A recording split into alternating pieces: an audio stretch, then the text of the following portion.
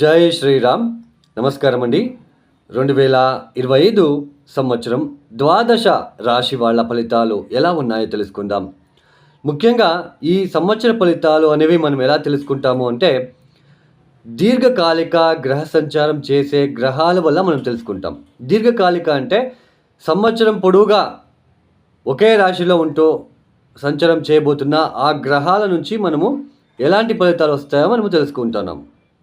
అంటే ముఖ్యంగా శని, గురు, రాహు, కేతు ఈ 4 గ్రహాల నుంచి మనకి ఈ సంవత్సరం అంతా ఎలా ఉంటుంది, గురుబలం ఉందా, శని బలం ఉందా, ఇలా మనము తెలుసుకుంటున్నాం.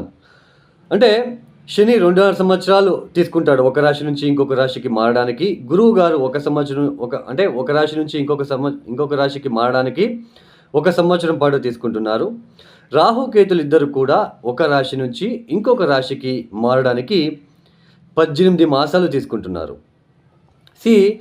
ఇక్కడ ముఖ్యంగా ఈ గోచార ఫలితాలు అంటే రాశి ఫలితాల మీదే ఎక్కువ మంది డిపెండ్ అవుతున్నారు. మనకంటూ ఒక స్వజాతకం అనేది ఉంటుంది. ఇప్పుడు గురుబలం ఉంది, శని బలం ఉంది, చాలా బాగుంటుంది అని చెప్పినప్పటికీ కొంతమంది కామెంట్స్ పెడుతున్నారు, మీరు చెప్పినట్లా జరగట్లేదు అని. ఎందుకు అంటే మీ జన్మ జాతకంలో ఏదైనా గ్రహదశ జరుగుతూ ఉన్నప్పుడు, ఏదైనా గ్రహదశ అంటే దుస్థానానికి సంబంధించిన గ్రహదశ జరుగుతూ ఉన్నప్పుడు, మీ జాతకంలో శని బలహీనపడ్డప్పుడు, అక్కడ గోచారంలో ఇప్పుడు శని మీనరాశికి వెళ్తున్నాడు, అక్కడ అష్టకవర్గ బిందులు తక్కువ ఇచ్చి ఉంటే ఆ ఫలితాలు అనేది పూర్తిగా రావు. దశాభుక్తి మనం మ్యాచ్ చేసుకోవాలి. ఇప్పుడు ఫర్ ఎగ్జాంపుల్, ఇప్పుడు ఒక వ్యక్తికి శని మహాదశ అనేది జరుగుతున్నది. ఆ వ్యక్తికి శని బలిష్టంగా ఉన్నాడు, మంచి స్థానాల మీద ఉన్నాడు, మంచి నక్షత్రం మీద ఉన్నాడు. సో బలిష్టంగా ఉన్నాడని అర్థం. ఆ దశ కొద్దిగా బాగా జరుగుతూ వెళ్తూ ఉంటుంది. అలా ఆ దశాభుక్తి జరుగుతూ ఉన్నప్పుడు సపోజ్ మధ్యకాలంలో కానీ లేదా ఎప్పుడైనా సరే ఆ దశాకాలం పీరియడ్లో ఏళ్ళనాటి శని వచ్చినప్పుడు కొద్దిగా డిస్టర్బెన్స్ ఫీల్ అవ్వడానికి ఛాన్సెస్ ఉంటుంది. ఎందుకంటే ఏళ్ళనాటి శని కదా, ఇక్కడ శని మహాదశ అంటే మీ జాతకంలో శని బలిష్టంగా ఉన్నాడు కాబట్టే ఏళ్ళనాటి శని వచ్చినప్పటికీ కొద్దిగా డిస్టర్బెన్స్ ఫేస్ చేస్తారు. ఏళ్ళనాటి శని వచ్చినప్పుడు అందరికీ ఇబ్బందులు రావు, ఇది బాగా గుర్తుపెట్టుకోండి. అదే ఒక వ్యక్తి జాతకంలో శని బలహీనపడ్డాడు, పూర్తిగా బలహీనపడ్డాడు. అలా శని బలహీనపడినప్పుడు ఎలా ఉంటుంది అంటే భయము, ఉద్యోగం సరిగ్గా ఉండదు, ఉద్యోగం దొరికినా చేయలేకపోతూ ఉంటాము, ఉద్యోగంలో చికాకులు ఎక్కువగా ఉంటాయి. ఏదో చిన్న ఉద్యోగము, శారీరకంగా ఎక్కువ కష్టపడాల్సిన ప్రమేయం ఏర్పడుతూ ఉంటుంది ఉద్యోగంలో, చుట్టూ భయం ఏర్పడుతూ ఉంటుంది, ఆత్మవిశ్వాసం అనేది ఉండదు,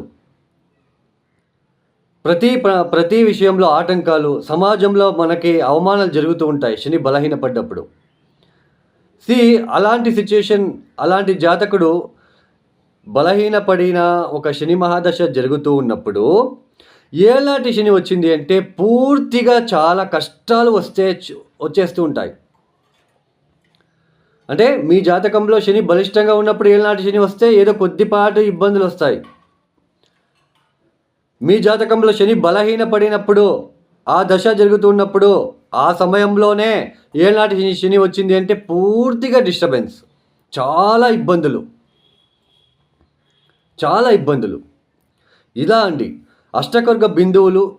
తర్వాత ఏ దశాభుక్తి జరుగుతుంది, ఆ దశాభుక్తి జరిగేటప్పుడు శని మహాదశ జరుగుతూ ఉంటే ఆ శని ఎక్కడున్నాడు, ఒకవేళ శని మహాదశ జరుగుతూ ఉంది, శని బలిష్టంగా ఉన్నాడు, సో లాభస్థానంలో శని వచ్చాడు అంటే చాలా మంచి ఫలితాలు. అర్థమైందా అండి?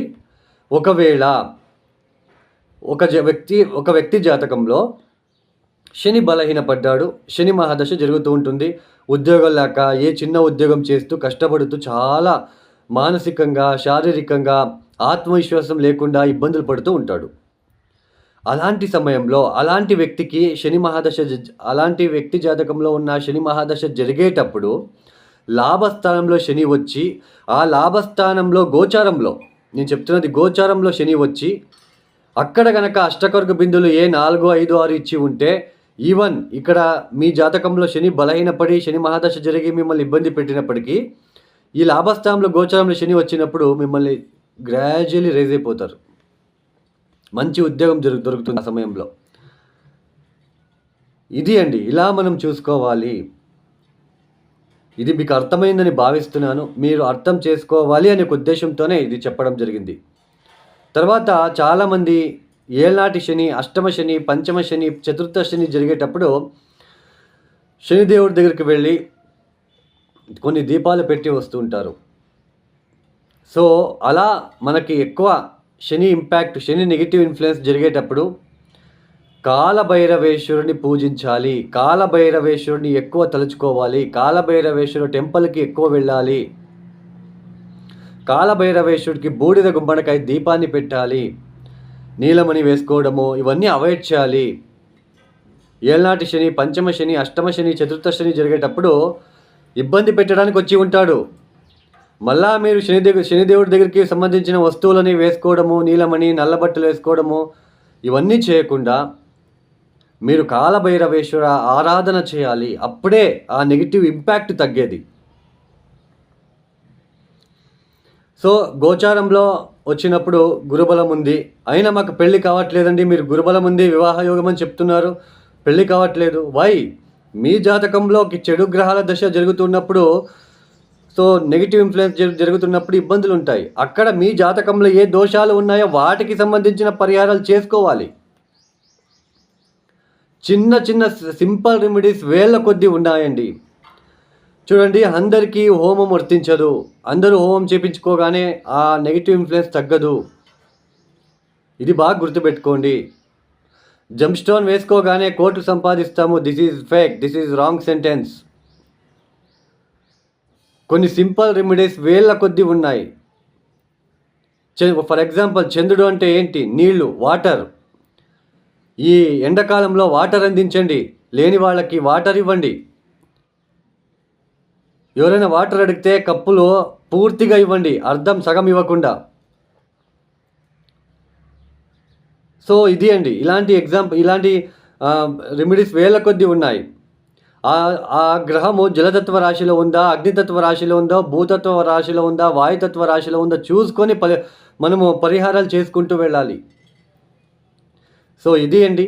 సో ఇక 2025 మార్చి 30వ తేదీ శని భగవానుడు కుంభరాశి నుంచి మీనరాశికి వెళ్ళి సంచారం చేస్తున్నారు. తర్వాత గురువు గారు మే 13వ తేదీ వృషభ రాశి నుంచి మిథునానికి వెళ్ళి సంచారం చేస్తున్నారు. ఇక రాహు కేతులు మే 18వ తేదీ తర్వాత రాహు కుంభంలోకి, కేతు సింహంలోకి వెళ్ళి సంచారం చేస్తున్నారు. ఇక ద్వాదశ రాశుల వాళ్ళ ఫలితాలు ఎలా ఉన్నాయో తెలుసుకుందాం ఒక్కొక్కటే. ఇక తదుపరి రాశి తులారాశి. ఈ తులారాశి వాళ్ళకి 2025వ సంవత్సరంలో ముఖ్యంగా మార్చి 30వ తేదీ తర్వాత పంచమ శని గ్రహ ఒక దోషం నివారణ అవుతున్నది. షష్ఠ స్థానానికి వెళ్ళి సంచారంని చేయబోతున్నారు. 6వ స్థానం శని యోగించే స్థానాలలో ఒకటైన 6వ స్థానంలోకి శని వెళ్ళడం అనేది చాలా మంచి ఫలితాలు అనేది వస్తాయి. అయితే అష్టకర్గ బిందులు చాలా ఇంపార్టెంట్, దశాభుక్తి చాలా ఇంపార్టెంట్. తర్వాత ఇప్పుడు శని 6వ స్థానానికి వెళ్తున్నాడు. ఆ 6వ స్థానంలో శనికి శత్రుగ్రహాలు ఏమైనా ఉన్నాయా ఆ స్థానంలో మీ జాతకంలో అనేది చూసుకోవాలి. మీ జన్మ జాతకంలో ఇప్పుడు మీనరాశికి శని వెళ్తున్నాడు. శని వెళ్ళినప్పుడు ఆ 6వ స్థానంలో శనికి శత్రుగ్రహాలు ఏమైనా ఉన్నాయా చూసుకోండి. సూర్యుడో, కుజుడో, కేతువు లాంటి గ్రహాలు ఉన్నప్పుడు కొద్దిగా ఆరోగ్యరీత్యా చాలా కేర్ తీసుకోవాలి మీరు. ఇక గురువు గారు మే 13వ తేదీ వరకు అష్టమ స్థానంలో, తర్వాత అష్టమ గురుగ్రహ దోషం తగ్గి నవమ స్థానానికి వెళ్తున్నాడు. గురుగ్రహం యోగించే గురుబలం ఇచ్చే స్థానాలలో ఒక స్థానమైన నవమ స్థానానికి వెళ్తున్నాడు కాబట్టి గురుబలం అనేది రాబోతున్నది మే 13వ తేదీ తర్వాత. ఇక ఈ ఒక తులారాశి వాళ్ళకి రాహుకేతులు చూసుకుంటే ముఖ్యంగా రాహు 2025 మే 18వ తేదీ తర్వాత పంచమానికి రాబోతున్నాడు. కేతువు లాభస్థానానికి అంటే సింహరాశికి రాబోతున్నాడు. ఈ సంవత్సరంలో మీకు శని బలము, గురుబలము, కేతు బలం అనేది కనిపిస్తూ ఉంటుంది. అంటే 3 గ్రహాల యొక్క బలం అనేది ఉంటుంది. అయితే శని ఎన్ని అష్టకర్గ బిందులు ఇచ్చాడు, అక్కడ ఏదైనా శనికి సంబంధించిన శనికి శత్రు గ్రహాలు ఏమైనా ఉన్నాయా చూసుకోవాలి మీ జన్మజాతకంలో. ఎందుకంటే ఇప్పుడు మీ గోచరంలో మీనరాశికి వెళ్తున్నాడు. మీ జాతకంలో కనుక అక్కడ ఏదైనా గ్రహాలు ఉంటే, శనికి శత్రుగ్రహాలు ఉంటే ఫలితాలు అనేది కొద్దిగా తారుమారు అవుతూ ఉంటాయి. తులారాశిలో పుట్టిన వాళ్ళందరికీ కూడా సేమ్ ఫలితాలు రావండి. అర్థమవుతుంది కదా. 6వ స్థానంలో శని వస్తున్నాడు, చాలా మంచి ఫలితాలు వస్తుంది, ఎక్సలెంట్ రిజల్ట్. అందరికీ ఎక్సలెంట్ రిజల్ట్ సేమ్గా ఉండవు. అది ఇట్స్ డిపెండ్స్ ఆన్ అష్టకవర్గ బిందువులు, దశాభుక్తి, ఇవన్నీ చూసుకోవాలి. తర్వాత గురుబలం ఇచ్చే స్థానాలు ఒకటైనా 9వ స్థానంలో వెళ్తున్నాడు. గురుబలం అనేది తులారాశికి ప్రారంభమవుతుంది. బట్ అక్కడ అష్టకవర్గ బిందువులు గురువు ఎన్ని ఇచ్చాడు అది చూసుకోవాలి. ఇక 5వ స్థానంలో రాహు ఉంటున్నాడు. ఇది కొద్దిగా మనకి ఆలోచించాల్సిన ఒక విషయం. 5వ స్థానంలో రాహు అంటేనే ముందే ఆశ. మనకి ఎక్కువ ఆశనిచ్చే గ్రహం ఏది అంటే రాహు. 5వ స్థానం అంటే ఏంటి? క్రియేటివ్ థాట్స్, క్రియేటివిటీ, తర్వాత సంతాన స్థానము, తర్వాత మన అభిరుచులు ఎలా ఉంటాయి, తర్వాత మనకు ఒక రికగ్నైజేషన్, గుర్తింపు అనేది వస్తుందా లేదా అనేది కూడా 5వ స్థానంలోనే చూస్తాం. మంచి సంతానం కలగాలన్నా,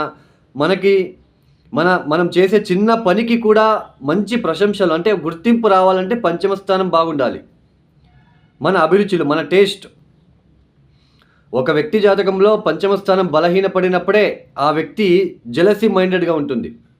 జెలసీ ఎక్కువగా ఉంటుంది. ఒక ఇతరులు మంచి బట్టలు కట్టుకున్నా, వాళ్ళు మంచిగా ఎదిగినా జెలసీ అనేది ఎక్కువగా ఉంటుంది. ఎందుకంటే 5వ స్థానం బలహీనపడి ఉంటుంది. తర్వాత ఈ లవ్ రిలేషన్షిప్ ఇవన్నీ చూసేది కూడా 5వ స్థానం. అలాంటి స్థానాల్లోకి, తర్వాత షేర్ మార్కెట్ కూడా 5వ స్థానం. అలాంటి స్థానంలోకి రాహు వస్తున్నాడంటే ఆశ ఎక్కువ పుట్టిస్తాడు. షేర్ మార్కెట్లో ఇంకా డబ్బులు పెంచుకుంటూ పోవాలి, డబల్ చేయాలి, త్రిబల్ చేయాలి, బెట్టింగ్లు ఇవన్నీ కూడా ఎక్కువ అయ్యే సూచనలు ఉంటాయి. కాబట్టి చాలా జాగ్రత్తగా ఉండాలి. సో బాగుంది అని చెప్పగానే తులారాశి నాది బాగుంది, అది రాంగ్. మీ జన్మజాతకంలో అష్టకర్గ ఇంపార్టెంట్, దశాభుక్తి ఇంపార్టెంట్. అప్పుడే మీకు బాగుందా లేదా మీడియం ఫలితాలు తెలుస్తుంది. సో బెట్టింగ్లు కట్టకుండా ఉండాలి. బెట్టింగ్లు జోలికి వెళ్ళకండి, జూజం వెళ్ళకండి. షేర్ మార్కెట్ ఇది కొద్దిగా చూసుకొని వెళ్ళండి, అవాయిడ్ చేయండి. కొద్దిగా పరిస్థితులు కొద్దిగా చూసుకొని వెళ్ళండి. అయితే గురుబలం అనేది ఉంటుంది. బట్ తులారాశి వాళ్ళకి గురువు యోగకారకుడు కాదు కదా. 6వ ఇంటి అధిపతి 9వ స్థానంలో వెళ్తున్నాడు కాబట్టి ప్రయత్నపూర్వకంగా కష్టపడి, చాలా అతి కష్టపడితే కానీ ఫలితాలు రావు. అలాంటి సిచ్యుయేషన్ ఉంటుంది. తర్వాత మనకి ఈ ఒక బెట్టింగ్లు, తర్వాత ఇతరులు నమ్మి ఇన్వెస్ట్మెంట్ చేసే విషయంలో చాలా జాగ్రత్తగా మీరు ఉండాలి. తర్వాత ఈ సమయంలో ప్రేమికులు కూడా అట్రాక్షన్కి వెళ్లకుండా చాలా జాగ్రత్తగా ఉండాలి, లేకపోతే ఇబ్బందులు పడతారు మీరు. సో ఇలాంటి సిచ్యుయేషన్ అనేది తులారాశికి ఏర్పడబోతున్నది. 6వ స్థానంలో శని వచ్చాడు కాబట్టి బేసికలీ 6వ స్థానంలో శని వచ్చినప్పుడు మంచి ఫలితాలు వస్తాయి. శత్రునాశనము, రోగనాశనము, కీర్తి, అభివృద్ధి, మంచి పేరు ప్రఖ్యాతలు. ఈ సమయంలో మీ శత్రువులు ఏమైనా మీకుంటే ఆ శత్రువులు మిమ్మల్ని చూసి సైడ్ అయిపోతూ ఉంటారు. ఇలాంటి ఫలితాలు. బట్ దట్టు మీ అష్టకర్గ బిందువులు ఎక్కువ ఇచ్చింటే నో ప్రాబ్లం, తక్కువ ఇచ్చింటేనే కొద్దిగా ప్రాబ్లం. తర్వాత 9వ స్థానంలో గురువుగారు మంచి శుభ ఫలితాలు, పెళ్లి కాని వాళ్ళకి పెళ్లి అవ్వడం లాంటిది, పిత్రార్జిత ఆస్తికి సంబంధించిన విషయంలో అభివృద్ధిదాయకంగా ఉండడము, ఆర్థిక అభివృద్ధి, ఇలాంటివన్నీ జరుగుతాయి. లాభస్థానంలో కేతు, అభివృద్ధి. బట్ 5వ స్థానంలో ఉంటున్న రాహు వలన మాత్రం కొద్దిగా డిస్టర్బెన్స్ ఏర్పడుతూ ఉంటుంది. ఈ తులారాశి వాళ్ళు తప్పనిసరిగా కాళికా అమ్మవారికి రాహుకాలంలో ఎరుపు రంగుల పూలు ఇస్తూ ఉండాలి. తర్వాత ఈ నల్ల మినుములతో చేసిన గారెలను మీరు హారం రూపంలో కాలభైరవేశ్వరుడికి వేస్తూ ఉండండి. కాలభైరవేశ్వరుడికి బూడిద గుమ్మడికాయ దీపం శనివారం పెట్టడానికి ప్రయత్నాలు చేయండి. దత్తాత్రేయ క్షేత్రాలకి వెళ్ళిరండి ఈ సంవత్సరం. ఈ ఒక వీడియో మీకు నచ్చితే లైక్ చేయండి, షేర్ చేయండి, సబ్స్క్రైబ్ చేసుకోండి. సర్వే జన సుఖినో భవంతు. ధన్యవాదములు. జై శ్రీరామ్.